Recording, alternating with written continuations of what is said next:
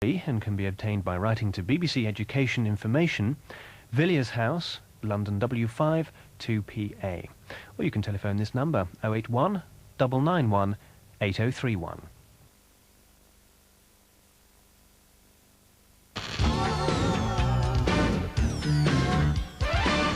Now on BBC Two, it's time for the Brollys and an adventure with Harry and the Thundercloud.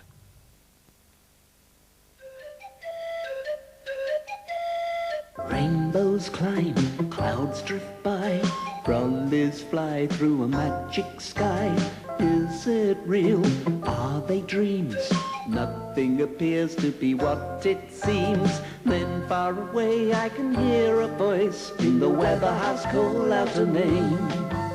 Mr. Brolly, it's time for the rain.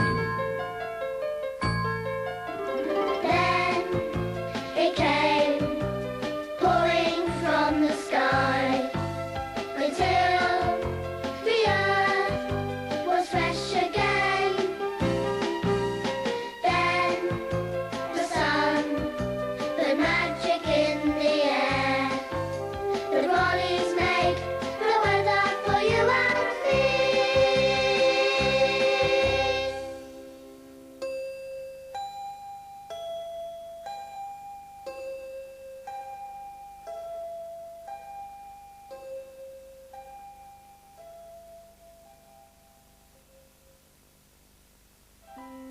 Harry was trying to go to sleep, but no sooner had he closed his eyes than he opened them again. Tucked up beside Harry in bed were his toys, Elephant and Hippo. Snake, as always, lay on the rug by the door, and Bird was perched on the chest of drawers. Harry stared down at his patchwork quilt. It was different from other quilts.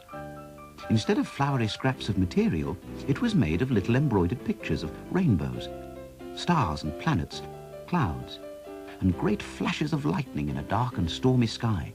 It had been made a long, long time ago. On the wall hung Harry's weatherhouse. If the day was going to be fine and sunny, Mrs. Brolly came to her door. If the day was going to be wet and cloudy, Mr. Brolly came out.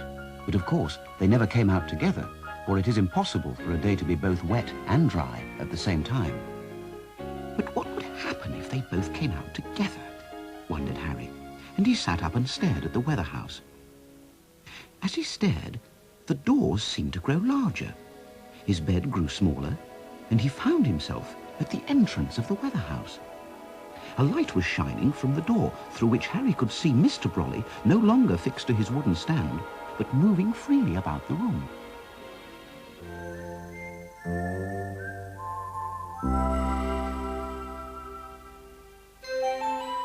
When Harry entered the weatherhouse, Mr. Brolly was nowhere to be seen, and the computer was silent. Harry pressed the smiley button. "The weather is very hot," said the computer, "and it's nothing at all to do with me." And with that, it switched itself off. Harry went into the kitchen and found Mrs. Brolly busy with bowls and wooden spoons.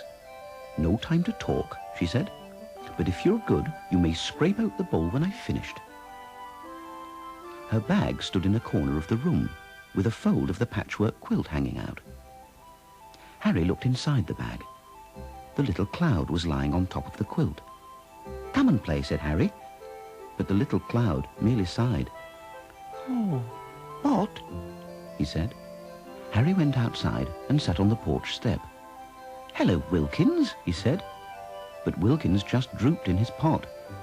"Please, sir, it wasn't me, sir," he murmured in his sleep. It was too hot for anyone to do anything at all, it seemed, except for Mrs. Brolly. Harry heard her bustling about her kitchen and singing as she worked. "A spell and a dream, 6 eggs and some cream." What kind of a cake was Mrs. Brolly making, Harry wondered. And he was almost asleep when he heard the voice of Mr. Brolly crying, "Aha!" The cry awoke Harry. It perked Wilkins up no end, and the little cloud came from the bag. Together, on the porch step, they watched as Mr. Brolly came towards them, carrying a large book. He was smiling the happy smile of someone who has just made an exciting discovery. Spells for a summer's day, he said, holding up the book. Written by my grandfather. I've just found it in the shed. I didn't know you had a shed, said Harry. Well, that's it, my boy, said Mr. Brolly. It is one of my grandfather's very best spells, a shed which only appears every 20 years or so. And sure enough, there at the bottom of the garden was a dear little shed, with a door painted a bright red and hanging crooked on its hinges.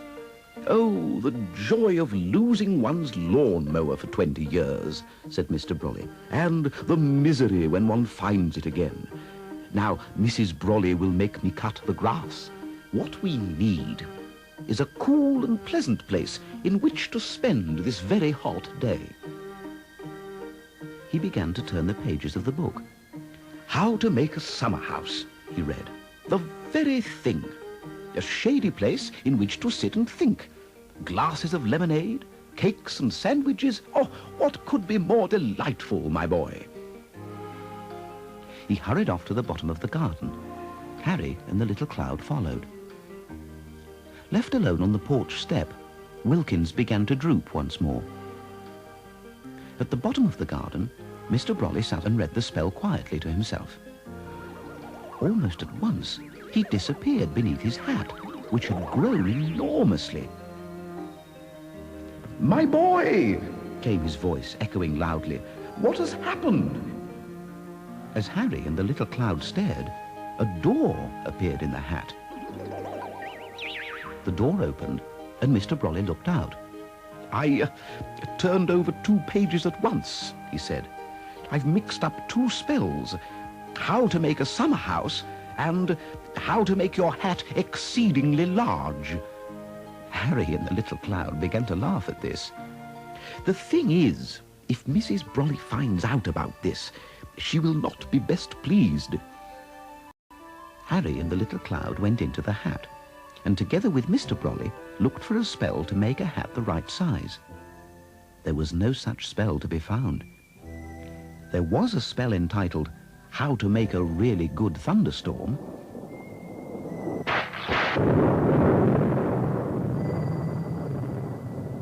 The little cloud became so excited at the thought of a really good thunderstorm that he rained all over the page. The ink ran, and the words could not be read. "Life can be rather trying at times, my boy," said Mr. Brolly. "I mean, when one buys a hat, one never for a moment imagines that utter confusion will reign in it." Mr. Brolly slammed the book shut. "Let us return this book to the shed," he said, "and trust that both shed and book will vanish quite soon, and my hat might shrink back to normal." But as they came from the hat, they heard the voice of Mrs. Brolly calling from the kitchen. "Brolly," she said, "I see the shed's appeared. Time to cut the grass."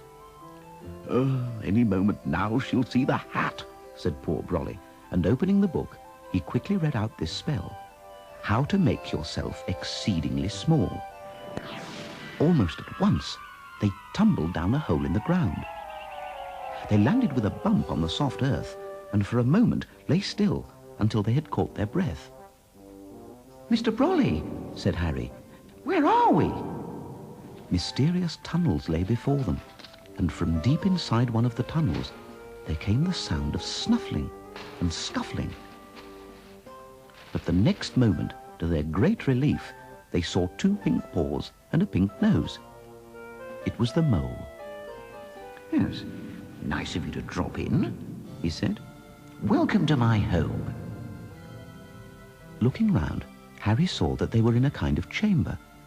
The walls had been smoothed here and there, and shelves had been dug in the earth.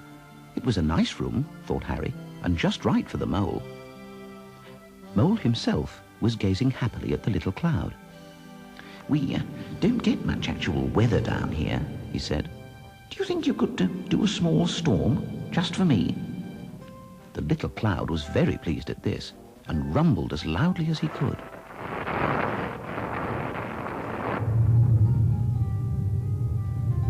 The sound echoed wonderfully in the tunnels.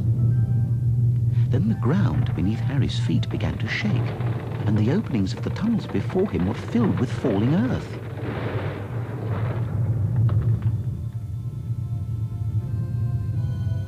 Mr. Brolly, we're trapped, he said, and he began to cry.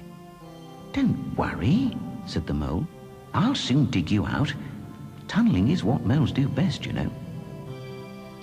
Mole sang as he worked. Oh, rum-tum, tiddly-tum, tiddly-tiddly-tum, tum. The next moment, the chamber was lit by a sparkling thunderbolt, and in the sudden light, everyone looked at one another and blinked. Then, down the newly made tunnel they went, past the white tangled roots of the summer flowers, until at last they came up in the flower bed. It was still very hot. Flowers drooped all around them, and making its way home to the hive was the very big bee. Its sting was clearly seen. Oh, my boy, said Mr. Brolly, gazing at the sharp sting. Why was I not content merely to make myself a shady hat and to cut the grass for Mrs. Brolly? As he spoke, two enormous feet appeared before them. Brolly, came Mrs. Brolly's voice from high above their heads. What are you doing? Just, weeding, dear, said Mr. Brolly. Well, where's your hat? Said Mrs. Brolly. You should be wearing your hat on a hot summer's day like today. The feet turned and plodded off. A few seconds later, Harry, Mr. Brolly, and Little Cloud became their proper size and hurried back to the hat. It's up to you, my boy, he said. We must be rid of this hat. I admit that I dare not show my face. Go to the weatherhouse and ask the computer for help. In the control room, Harry pressed the smiley button, and the face appeared on the screen.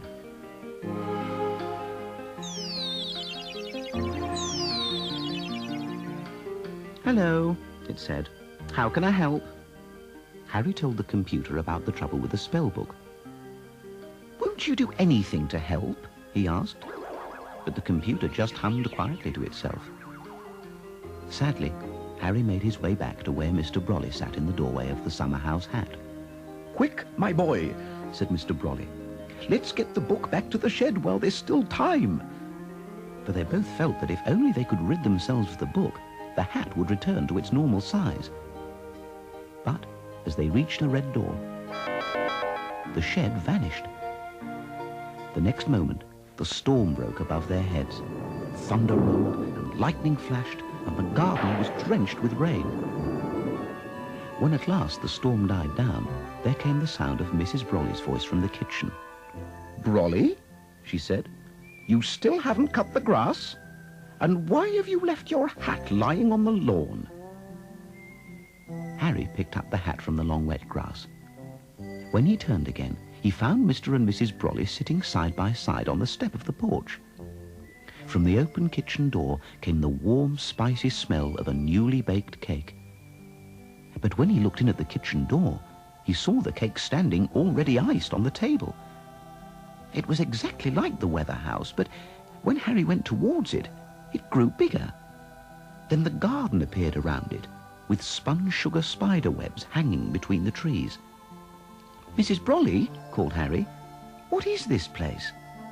And her voice came back to him down the sugar garden path. It's the midsummer cake. It's the midsummer spell. It's all spells for a midsummer's day, my dear. Harry awoke in his bed. It was early morning, and already the day was warm. It's going to be lovely, Mrs. Brolly, said Harry. But Mrs. Brolly just stood at the weatherhouse door, a small, still figure, holding a wooden spoon.